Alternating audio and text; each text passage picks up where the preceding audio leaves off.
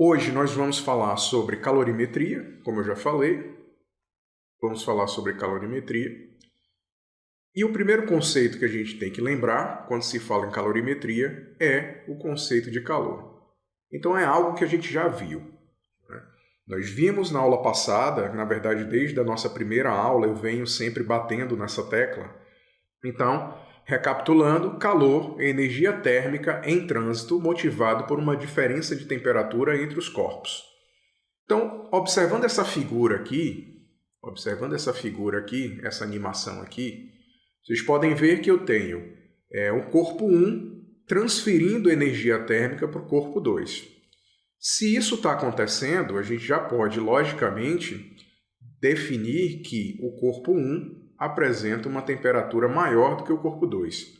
Esse é um ponto importante. Porque vocês têm que lembrar que a energia térmica ela só pode passar do corpo mais quente para o corpo mais frio. Sempre do corpo quente para o corpo frio, nunca o contrário. Agora, é importante também a gente saber que essa transferência de energia ela vai acontecer até um determinado momento. Ela só vai acontecer até um determinado momento. Essa passagem de energia vai acontecer até o momento em que a temperatura do corpo 1 vai ser igual à temperatura do corpo 2. Quando isso acontece, a gente fala que aqui está ocorrendo um equilíbrio térmico, certo? Equilíbrio térmico. Então, sempre que a temperatura dos dois objetos ficam iguais, ocorre o que nós chamamos de equilíbrio térmico. Então, sempre que eu coloco dois objetos em contato, um quente e um frio, o quente vai sempre ceder energia térmica para o corpo frio, até que eles alcancem a mesma temperatura. Uma vez alcançada a mesma temperatura, esses dois corpos estarão em equilíbrio térmico e, portanto, a passagem de energia, o movimento de energia de um corpo para outro, vai parar, certo? Então, sempre que os corpos alcançam o equilíbrio térmico, não há mais a passagem de energia térmica de um corpo para outro. Como a gente está falando de calor, é importante a gente saber que toda grandeza física ela também tem uma unidade de medida. Quando a gente medir a quantidade de calor, nós vamos medir ela usando o Joule, nós usamos a sigla J, como vocês podem ver aqui. Essa unidade de medida, o Joule, é uma unidade do Sistema Internacional de Unidades, então essa é uma unidade padrão, certo? O Sistema Internacional de Unidades, vamos lembrar, que é um sistema padrão de medidas, certo? Que obedece a um determinado padrão. Então, no caso, sempre que se falar em Sistema Internacional de Unidades, a gente já sabe que quando se falar em quantidade de calor, ele tem que ser medido em joules. Porém, existe uma outra unidade de medida que é muito usada, que é a chamada caloria. Nós usamos a sigla Cal. A caloria ela é bastante usada e ela representa aqui para a gente a quantidade de calor que é trocada por 1 grama, por exemplo, de água no estado líquido, quando ela sofre uma variação de 1 grau Celsius em sua temperatura. Vocês vão observar em muitas questões que nós vamos usar muito mais a caloria do que o joule. Mas é importante saber que nós temos essas duas possibilidades. E por que é importante saber? Porque em algumas situações a gente pode precisar fazer uma conversão de caloria, por exemplo, para joule ou de joule para caloria. Então é importante a gente conhecer, por exemplo, a relação que existe entre essas duas unidades. Então a gente tem que saber que uma caloria equivale a 4,186 joules. Então nós temos aqui essa relação e essa relação pode ser útil para a gente sempre que for necessário fazer uma conversão de unidades, certo? Uma caloria equivale a 4,186 joules. Então, se eu tenho unidades de quantidade de calor em calorias e eu preciso converter para joules, eu vou multiplicar por esse valor. Se eu tenho joule e preciso converter para caloria, eu vou dividir por esse valor, certo? Então, lembre-se que existem duas unidades, a joule e a caloria. Aí, o que nós vamos ver hoje? Quando a gente estuda o calor, quando a gente observa, por exemplo, essa figura, desde o início a gente vem falando que há uma passagem de energia térmica desse corpo para esse. Esse processo de movimentação de energia térmica de um corpo para outro, ele pode acontecer de 3 maneiras diferentes. E aí, por isso, a importância da gente estudar o que nós chamamos de propagação de calor. A propagação de calor, como eu acabei de falar, ela pode acontecer de 3 maneiras diferentes. Uma delas é a chamada condução térmica, a segunda é chamada de convecção térmica e a terceira é chamada de irradiação térmica ou radiação térmica. Então, nós vamos estudar cada uma delas, ver as principais características de cada uma desses processos de propagação, né, para a gente saber diferenciar cada uma delas uma da outra. Então vejam só, a primeira que eu estou mostrando para vocês aqui é o que nós chamamos de condução térmica. Na condução térmica, a transferência de energia térmica vai acontecer de partícula para partícula. Nesse processo de transferência de energia térmica, não há transporte de matéria. Isso quer dizer o quê? Que as moléculas ou partículas elas continuam no lugar. Elas vão apenas interagir entre as partículas vizinhas, somente interagir. Como é que acontece essa interação? Normalmente, quando a partícula ela recebe uma quantidade de energia térmica, ela vai começar a vibrar. Como ela está muito próxima uma da outra, essa vibração ela começa a transferir para a vizinha, que está muito próxima. Então, consequentemente, a vizinha também vai começar a vibrar e assim todas as outras vão começar a vibrar também. E outro ponto importante que nós devemos observar aqui é que na condução térmica ela é muito reduzida em meios gasosos e meios líquidos. Então, o que eu quero dizer é que a condução térmica ela acontece com muito mais eficiência em corpos sólidos. Em corpos sólidos. Por que em corpos sólidos? E, claro, vai depender do tipo de material também, né? Não é qualquer sólido que vai propagar o calor, a energia térmica, por condução com muita facilidade. Vai depender muito dos materiais. Mas quando a gente fala, por exemplo, dos metais em geral, os metais são os melhores materiais na condução de calor. Nessa figura aqui, por exemplo, como vocês podem ver, eu tenho aqui, olha. Inicialmente eu tenho aqui uma fonte de calor que vai se acender e vai começar a aquecer essa extremidade da barra de ferro e esse aquecimento vai se prolongar por todo o comprimento da barra de ferro. A gente observa aqui no termômetro digital que a temperatura ela começa a subir. Okay? E nesse zoom que é dado aqui na imagem, a gente começa a ver que à medida que a barra de ferro ela é aquecida, as partículas que formam o ferro elas começam a se agitar. Elas estavam azuis, porque elas estavam frias, e à medida que elas vão se aquecendo, elas vão aumentando a agitação, e essa agitação ela é transmitida de partícula a partícula, aqui dentro da barra de ferro. Por que na barra de ferro e por que nos metais em geral?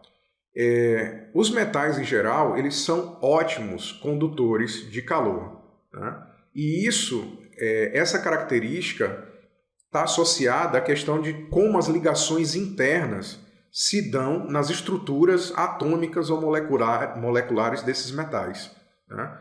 No caso, os metais eles são excelentes condutores porque os elétrons livres das camadas periféricas, ou seja, as camadas mais externas, elas têm uma facilidade muito maior de propagar a energia através de colisões.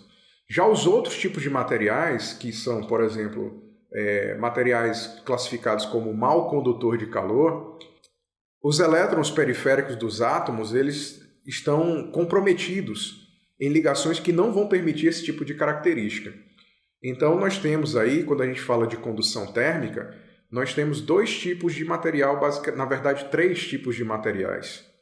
O primeiro são é o bom condutor de calor, que são os metais em geral, o mau condutor, que são materiais como água, o gelo, a madeira, a lã, o papel, vidro, isopor, são materiais classificados como mau condutor.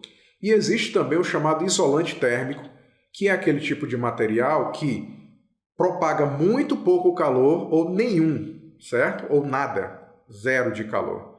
Então, esses materiais que não deixam propagar o calor são chamados de isolantes térmicos. Ok? Uma outra característica que ajuda na condução térmica de calor é a distância entre as partículas vizinhas. Ela também é um indicativo de uma boa condução de calor. Por isso, a condução térmica ela ocorre com muita facilidade em corpos sólidos, como os metais, porque as partículas elas estão muito mais próximas. Em sólidos e em líquidos, por exemplo, e gases, as partículas estão bem afastadas umas das outras e, por isso, a vibração fica comprometida. Transmitir essa vibração fica comprometida e, por isso, ela não funciona muito bem. Ok? Então, só recapitulando rapidamente, na condução térmica, eu tenho a transmissão de energia térmica de partícula para partícula. Essas partículas elas não conseguem se deslocar de um ponto a outro, por isso as interações vão acontecer entre as partículas vizinhas. E, última característica, a condução térmica ocorre com mais eficiência em objetos sólidos, principalmente em que tipo de material? Nos metais em geral. Vou falar metal, ferro, cobre, alumínio, ouro, todo esse tipo de metal vai acontecer com muita facilidade. E aí lembre-se, metal é classificado como um bom condutor de calor, mau condutor, materiais que não conduzem o calor com muita facilidade, como eu falei aqui, a água, o papel, a madeira, o vidro, o isopor. E os isolantes térmicos são aqueles que conduzem muito pouco calor ou nenhum calor. Próximo processo. O próximo é o que nós chamamos de convecção térmica. Na convecção térmica, nós temos agora a energia térmica sendo transmitida mediante o transporte de matéria. Vejam que já há uma diferença entre a condução térmica e a convecção térmica. Enquanto na condução térmica, que foi o primeiro que nós falamos, enquanto na condução térmica não há transporte de matéria, as partículas elas ficam fixas, só há uma troca de interação entre as partículas vizinhas, aqui as partículas elas vão se deslocar de uma posição para outra. Certo? As partículas elas vão se deslocar de uma posição para outra. E onde é que a convecção térmica ocorre com mais eficiência, com mais facilidade? Ela ocorre com mais facilidade em líquidos ou gases. Então, podem pensar aí na água, por exemplo, ou no ar. São substâncias onde a convecção ocorre com maior facilidade. Aqui eu coloco para vocês alguns exemplos para que a gente entenda bem o que ocorre na convecção térmica. Vejam que no primeiro caso aqui, nessa animação nós temos o seguinte. Nós temos uma fonte de calor, que é essa daqui, digamos que uma chama, né? Aqui digamos que eu tenho uma panela com água dentro. Nessa animação o que a gente observa é o seguinte. A quantidade de água que está próxima à fonte de calor, que é aqui, que está aqui nessa região, ela vai esquentar devido ao contato com a fonte de calor. Então aqui eu tenho uma quantidade de água quente. Essa quantidade de água quente, quando é aquecida, ela muda a sua densidade. Ela fica menos densa, ou eu posso dizer que ela fica mais leve. Por ela estar mais leve, ela vai subir. A água fria que está aqui em cima, que está afastada da fonte de calor, a água fria, ela, como é mais densa, por ser mais fria, ela é mais densa, mais pesada, ela vai descer. Então, nesse processo aqui, nós teremos uma movimentação das massas de água, que é o que nós chamamos de correntes de convecção, ou se dá a chamada convecção térmica. Então, essa característica é importante. A quantidade de água que está próxima à fonte de calor aquece, então ela fica mais leve, menos densa, sobe, e a água fria, que é mais densa, mais pesada, desce. E aí fica criando esse ciclo aqui, como vocês estão vendo na imagem, criando essa movimentação aqui, onde se dá a convecção térmica, certo? Então você tem movimento de massas de água, de matéria, de um ponto para outro. Esse mesmo processo acontece também no nosso dia a dia, em várias situações. A primeira que nós temos aqui, que eu estou mostrando para vocês, é a situação em que, quando nós vamos à praia, por exemplo, alguns de vocês com certeza já devem ter observado, e na praia, a gente costuma ver durante o dia que a areia normalmente ela está quente, e a água ela normalmente está fria. Durante a noite a gente percebe o contrário.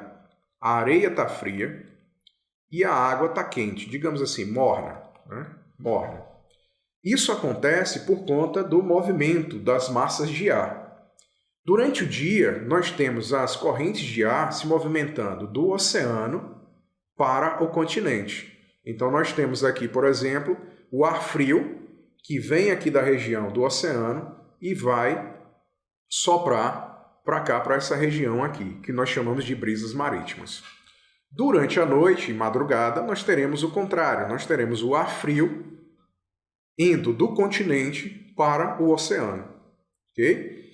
Então, por isso a gente observa que, normalmente, durante o dia, você tem a água fria, por conta dessa movimentação durante a noite, e aí mais na frente nós vamos estudar uma determinada característica e ver por que a água demora tanto para variar a sua temperatura, e aí, por isso, durante o dia que está quente, a água está fria, e durante a noite que está frio, a água está quente, né? Por conta dessas movimentações de massas de ar aqui. Uma outra situação é aqui, a que nós temos aqui. Então, nós temos, por exemplo, numa condição de convecção, num fluxo normal de ar, normalmente nós temos, perto da superfície, nós temos o ar quente. Aí lembrem-se, ar quente significa o quê? Um ar mais leve, menos denso. E quanto mais afastado da superfície, o ar mais frio ele vai ficar. Como o ar frio ele é mais pesado do que o ar quente, o que é que ele vai fazer? Ele vai descer, como ele é mais pesado, empurrando o ar quente leve para cima. E aí vai criar essa corrente de convecção que acontece durante todo o dia aqui do nosso cotidiano, certo? Neste momento, a gente tem um dia com sol, um dia quente, e com certeza isso está acontecendo agora. Nós temos a massa de ar quente que está mais próxima à nossa superfície, subindo, dando lugar à massa de ar frio, que está mais afastada da nossa superfície, criando essa movimentação das massas de ar. Para que é que serve isso? Isso serve para dispersar os poluentes e renovar a massa de ar que a gente tem próximo a gente. Quando essa movimentação de massa de ar não acontece, nós temos um outro fenômeno chamado de inversão térmica. Então, essa inversão térmica ela é uma alteração do sentido de movimento das correntes atmosféricas. Então, o que é que nós temos aí? Na inversão térmica, nós temos uma condição meteorológica que vai ocorrer quando a camada de ar quente ela se sobrepõe a uma camada de ar frio, impedindo o movimento dessas massas de ar. O outro processo que nós temos de propagação de calor é um processo que nós chamamos de irradiação térmica. Na irradiação térmica, a energia térmica ela vai se transmitir através de ondas eletromagnéticas. Então a gente pode pensar em ondas eletromagnéticas, podem ser o quê? Podem ser, por exemplo, a luz do sol, pode ser uma lâmpada incandescente, pode ser o calor de uma fogueira, ou até a gente mesmo, a gente pode radiar também calor. Essa energia radiante, ela é emitida por qualquer corpo que tem temperatura e ela é emitida, ela é propagada por raios infravermelhos, que é um tipo de onda eletromagnética. Uma característica que se diferencia de todas as outras é que a irradiação é a única que pode ocorrer no vácuo, certo? É a única que pode ocorrer no vácuo. Então, nessa figura aqui, por exemplo, vocês podem ver, ela já é até autoexplicativa. Eu tenho aqui uma pessoa apontando um termômetro de infravermelho para a testa dessa outra pessoa. Qual a função do termômetro de infravermelho? É detectar a energia que irradia da pessoa e traduzir isso em um número, em uma temperatura, em um valor numérico. Então, o termômetro, basicamente, ele vai fazer isso. Ele vai me dar uma leitura de temperatura baseado na radiação térmica que a pessoa transmite por meio dos raios infravermelhos. Então, a pessoa, normalmente, ela tem uma temperatura, a gente tem uma temperatura normal de 36,6 graus Celsius. Então, esse termômetro ele vai ter um sensor e vai conseguir captar essa radiação térmica, né, radiada pela pessoa, e assim fazer essa leitura. Um outro exemplo que nós temos é a luz do Sol. A Terra ela recebe a todo tempo, a todo instante, a luz do Sol. Essa luz do Sol ela é uma onda eletromagnética que está percorrendo o espaço. E aí é importante a gente lembrar, no espaço nós temos o vácuo, certo? A ausência de matéria. Então a luz ela consegue se propagar no vácuo e, portanto, nós teremos aqui um processo de radiação térmica. Então, repetindo, nós temos a situação aqui onde a luz do Sol chega até a Terra percorrendo o espaço, ou seja, percorrendo uma região onde eu tenho ausência de matéria, ou seja, o vácuo, e aquecendo a Terra.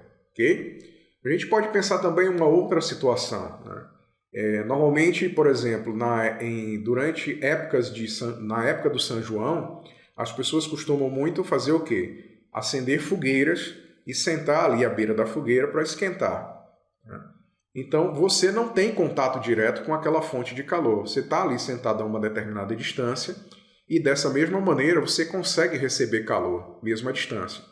Então, essa energia que chega até você é um processo de propagação de calor por radiação, onde você tem ondas infravermelhas, né, sendo transmitidas até você. Você tem uma radiação térmica ali se propagando até você.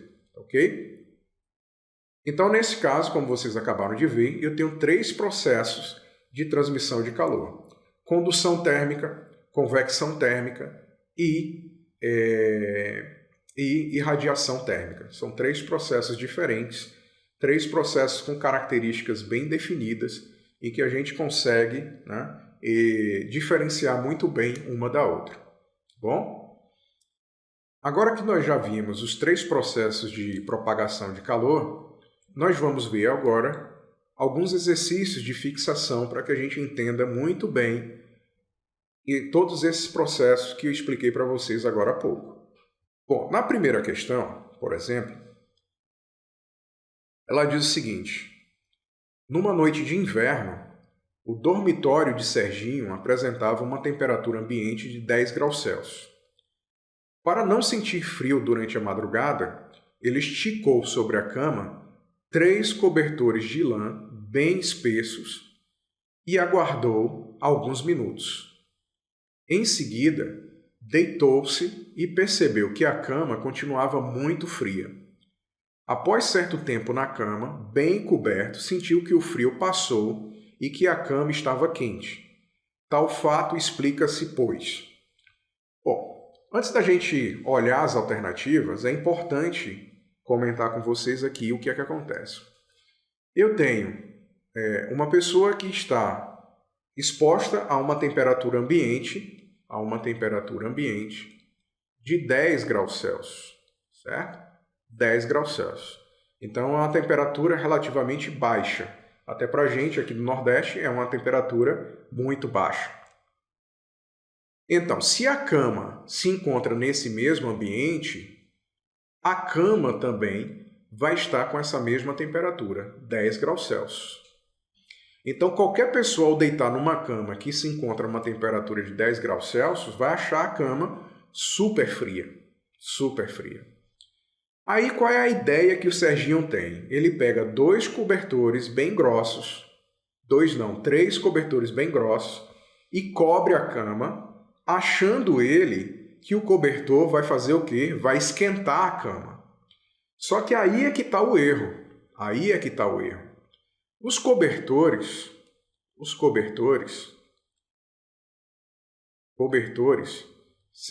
seja ele de lã ou qualquer outro material, ele não tem a função de aquecer. Os cobertores, eles são bons isolantes térmicos. Eles são isolantes térmicos. Então, isso quer dizer o quê? Que o cobertor, como ele é um isolante, ele tem a função de fazer o quê? Manter a temperatura daquilo que ele está isolando. Então, se o Serginho pegou a cama fria a 10 graus Celsius e cobre essa cama com 3 cobertores de lã, o que é que ele está fazendo? Ele está fazendo com que a cama mantenha a temperatura de 10 graus Celsius. Aí veja o que é que o problema fala depois. Ele fala que depois Serginho vai lá, deita na cama e depois de algum tempo ele sente que o frio passou. Por quê? Por que o frio passou? Porque naturalmente, a gente tem uma temperatura aproximada de 37 graus. Então, se você tem uma temperatura de 37 graus e deita numa cama que tem uma temperatura de 10 graus Celsius, o que é que vai acontecer naturalmente? O que é que a gente aprendeu agora há pouco? A gente aprendeu que se eu coloco em contato 2 corpos, um mais quente e outro mais frio, o corpo mais quente vai fazer o quê? Vai transferir energia para o corpo mais frio, fazendo com que a temperatura do corpo mais frio suba, se eleve. Então, por isso, o Serginho, depois que deitou na cama, ele sentiu que o frio tinha passado. Por quê? Porque Serginho foi que esquentou a cama, e não o cobertor que esquentou Serginho e a cama. Entenderam?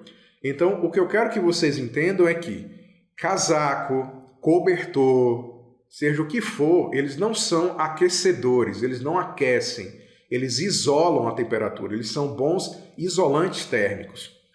Por que quando eu uso um casaco em época de frio, eu me sinto aquecido? Porque o casaco ele vai manter a sua temperatura corpórea constante. Então, se você tem uma temperatura aproximada de 37 graus Celsius, a partir do momento que eu coloco o casaco vai fazer com que essa temperatura permaneça por mais tempo. E aí, por isso, você não tem a impressão de que o seu corpo está quente. Por quê? Porque você não está perdendo calor para o meio. A sensação que a gente tem de frio é quando a gente está perdendo energia térmica para o meio. A gente está cedendo calor para o meio. Por isso a gente tem sensação de frio. Então, neste caso, o que foi que aconteceu? Serginho aqueceu a cama e como ele estava usando 3 cobertores, os cobertores fizeram o quê? Seguraram essa temperatura ali dentro, ali de baixo. Então, qual seria a alternativa correta aqui dessa questão? Vejam só. A letra A ele diz o seguinte: o frio não existe e a sensação de Serginho era apenas psicológica. Isso aqui está errado, né? O frio vai existir. Quando é que você tem a sensação de frio? Quando você perde calor para o ambiente. Certo? Você está lá na sua casa e digamos que lá na sua casa está 10 graus Celsius. Se você não está usando casaco nem nada, você vai começar a perder calor para o ambiente da sua casa. Porque naturalmente todo corpo mais quente vai ceder calor para o corpo mais frio. Então, se o ambiente da sua casa está mais frio e você está mais quente, você vai começar a perder calor. E é aí que vem a sensação de frio. Então, ela existe, ela não é psicológica, certo? Ela vai existir. Letra B. Os cobertores não são aquecedores. Olha só, aqui está certo. Os cobertores não são aquecedores, mas isolantes térmicos. Depois de Serginho deitar, seu corpo aqueceu a cama. Olha só o que eu acabei de falar. Serginho pega, tem 37 graus, deita na cama que tem 10 graus, pega o cobertor e joga por cima dele. O cobertor é isolante, então o que é que vai acontecer? Serginho vai passar calor para a cama vai esquentar e os cobertores, como são isolantes, não vão deixar nem a cama nem Serginho perder calor para o quarto. Então, a letra B é a resposta correta. Os cobertores são isolantes térmicos e o que é que vai fazer? Serginho aqueceu a cama depois que ele deitou. Na letra C ele fala, a cama provavelmente não tinha lençóis de lã e então o calor produzido pelos cobertores foi perdido para o ambiente. Aí vejam, né? Calor produzido pelos cobertores. Não existe isso, certo, gente? Não existe. Cobertor não esquenta, cobertor não produz calor. Ele mantém a sua temperatura constante. Ele é um isolante térmico. Letra D. Os cobertores de lã provavelmente eram de cor clara e por isso demoraram muito para aquecer a cama. Errado novamente. Os cobertores nunca vão aquecer a cama. Letra E. A lã utilizada para a confecção dos cobertores é um aquecedor natural muito lento. Errado de novo. A lã nunca vai ser um aquecedor. A lã é um ótimo isolante térmico. Então lembrem-se disso. Cobertores e casacos são isolantes térmicos. Eles vão manter a temperatura do seu corpo constante. Esse é o ponto importante.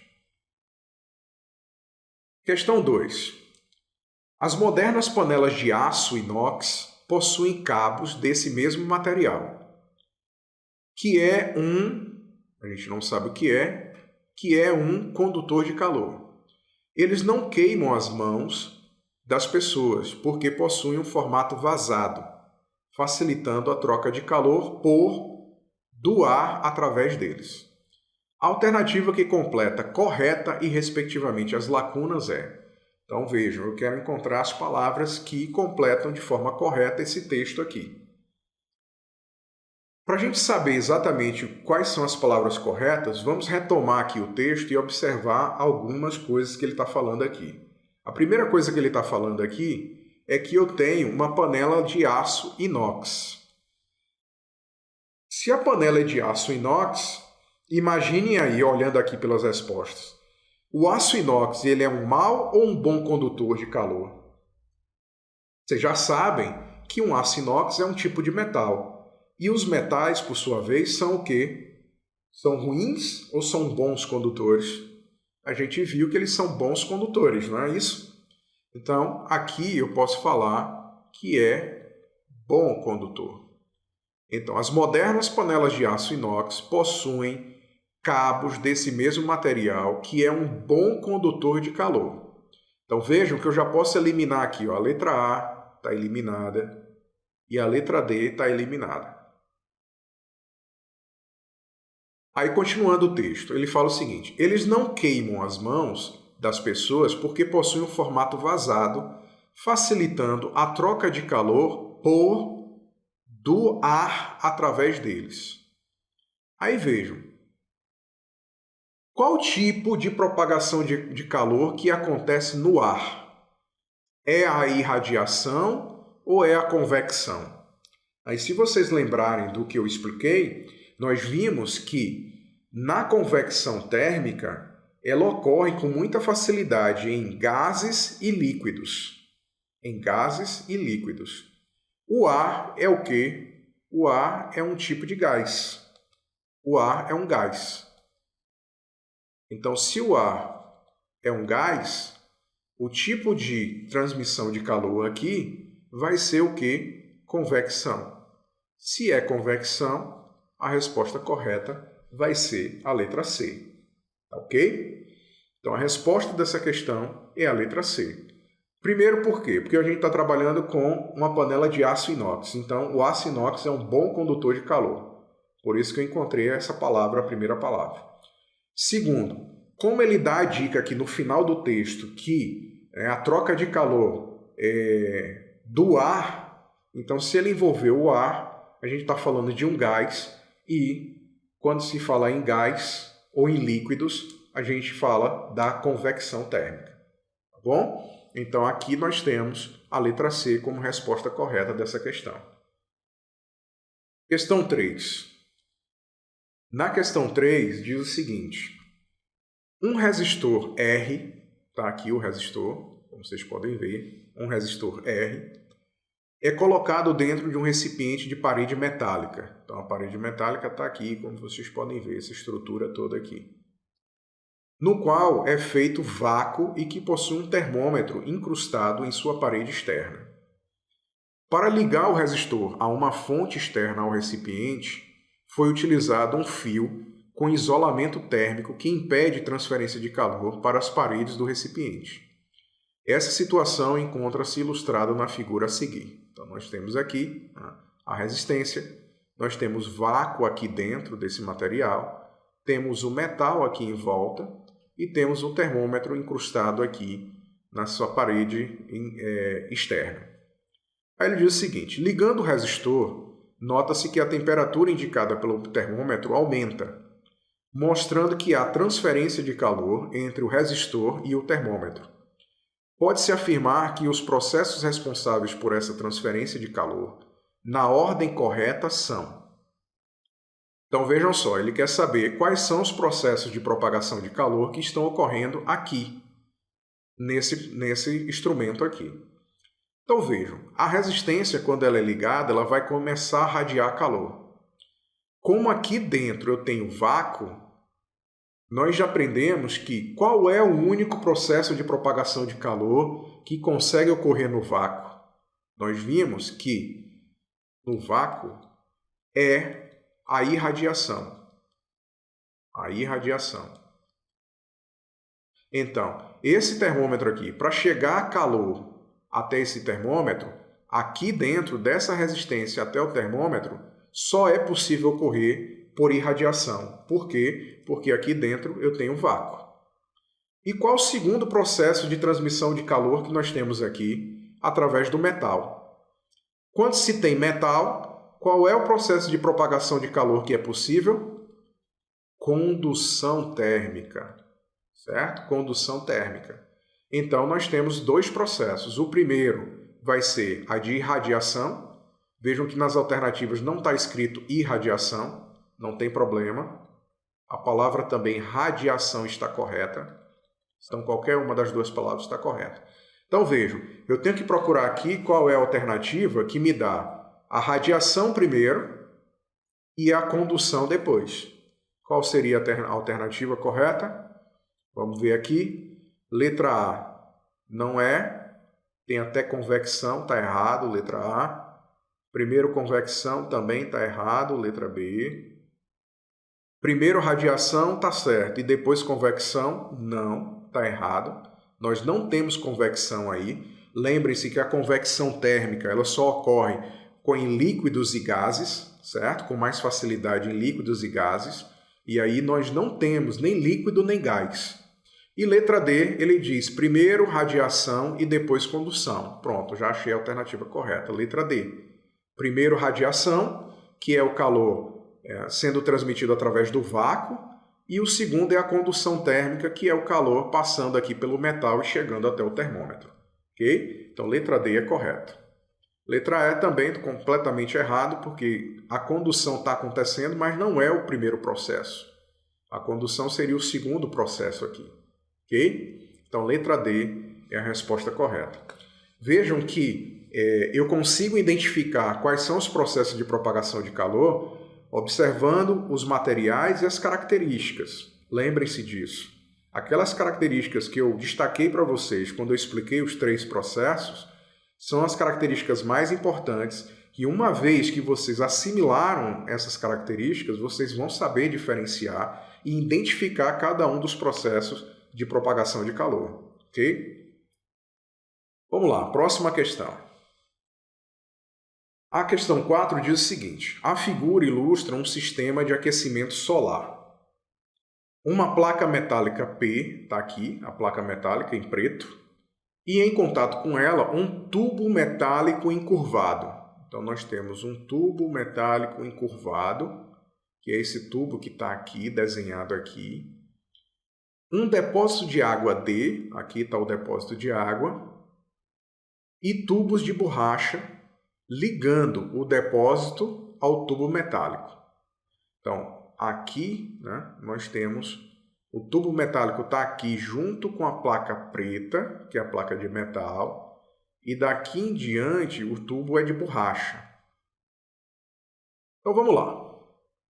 O que é que ele está pedindo aqui? Ele está pedindo o seguinte: o aquecimento da água contida no depósito D pela absorção de energia solar é devido basicamente aos seguintes fenômenos pela ordem. Pela ordem. Então ele quer isso pela ordem. Vamos lá. Pela ordem, primeira coisa. Para essa placa metálica se aquecer, ela vai receber o quê? Ela vai receber a energia do Sol, energia térmica do Sol, ondas eletromagnéticas. Qual é o nome do processo de propagação de calor que ocorre através do Sol? O Sol vai ser o quê? O processo que a gente chama de irradiação. Irradiação. Então, o primeiro processo de propagação de calor aí está sendo a irradiação. A gente tem o calor, a energia térmica proveniente do Sol, vai chegar até a placa metálica, que é essa placa preta, e vai aquecer essa placa metálica. Como em cima dessa placa metálica eu também tenho tubo metálico encurvado, esse tubo metálico também vai ser aquecido. Só que esse tubo metálico ele vai ser aquecido também por que processo? Se o tubo metálico ele é de metal e ele está em contato com a placa de metal, o processo de transmissão de calor entre a placa metálica e o tubo metálico vai ser o quê? Vai ser o de condução. Porque vocês já viram comigo que quando se trata de metal, o processo de propagação de calor melhor para esse tipo de material vai ser a condução térmica. Então veja, já achamos aqui o primeiro processo, já achamos o segundo. E qual vai ser o terceiro? Aí vejam, a água que está aqui dentro do tubo de metal, ela também vai se aquecer. Porque o metal ele se aquece e ele vai transmitir essa energia térmica para a água. Nós vimos que quando se trata de líquido, o que é que vai acontecer? Aqui nós vamos ter líquido quente dentro desse tubo. Nós vamos ter líquido quente, que é a água. E aqui dentro desse depósito nós teremos, né, um líquido frio, ou a água, líquido frio. Aí nós aprendemos o quê? Quando eu tenho uma massa de água quente e uma massa de água fria, o que é que acontece? A quente, que é mais leve, vai subir, e a fria, que é mais densa, mais pesada, vai o quê? Descer. Então, o que é que vai acontecer aqui? A água quente que vai ser aquecida aqui nesse tubo vai subir, enquanto a água fria vai descer. E esse processo que acontece de movimentação das massas de ar ou a massa de água é chamado de quê? É chamado de convecção térmica. Convecção térmica. Então, esse é o nosso terceiro processo de propagação de calor. Então, vejam, aí eu consegui já estabelecer os três processos que estão ocorrendo pela ordem. Primeiro, a irradiação, segundo, a condução e terceiro, a convecção. Então, é só a gente buscar aqui a alternativa correta para essa resposta, para essa situação. Então, olhando aqui as questões, vejam que só a letra B e a letra E começam com irradiação. Então, o restante aqui, ó, tudo vai embora. Porque a questão quer pela ordem. Então, pela ordem só tem a letra B e a letra E. Na letra B, eu tenho irradiação, condução e convecção. Então, a resposta correta da nossa questão é a letra B. Ok? É a letra B. Irradiação, condução e convecção. Irradiação por quê? Porque o Sol é que vai aquecer a placa metálica. Condução por quê? Porque a placa metálica está em contato com o tubo metálico. Então, a placa metálica vai aquecer o tubo metálico. Então, é condução. E convecção por quê? Porque a água que está dentro do tubo metálico vai ficar quente. A água quente ela é mais leve, ela sobe. A água fria, que é mais pesada, vai descer. E aí cria o que a gente chama de corrente de convecção. Ok? Então aí está a resposta da nossa questão número 4.